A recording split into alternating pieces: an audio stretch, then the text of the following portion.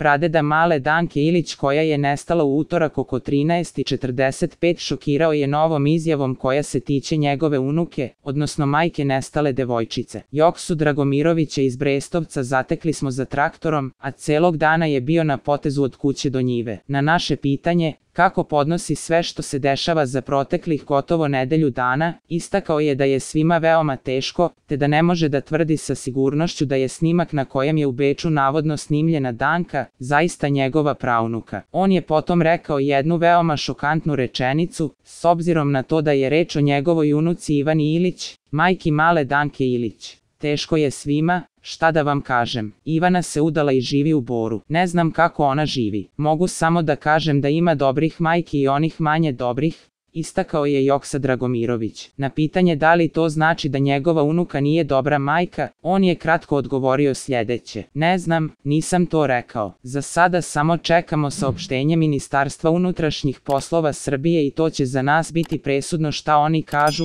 ali verujem da je moja Danka živa. Inače, u selu kažu da je porodica Dragomirović čudna. Deda Joksa nije voleo Ivaninu majku Biljanu. Ona ga je napuštala, odlazila od kuće, a porodica je zatim vraćala. Umrla je mlada naočigled Ivane i Stefana u kući Dragomirovića, istoj ovoj kod koje je nestala mala Danka Ilić. Austrijska policija intenzivno traga za Dankom, dok je srpska policija Europolu prosledila sve relevantne podatke vezane za potragu. Nakon pojavljivanja snimka, Interpol je izdao žutu poternicu za nestalim licem. Podsjetimo, devojčica je nestala u utorak oko 13:45 u borskom naselju Banjsko Polje. Ima smeđu kosu, braon oči i visoka je oko 85 cm. U trenutku nestanka, imala je maslinasto zelenu jaknu, ljubičaste pantalone, crne patike i kosu vezanu u rep.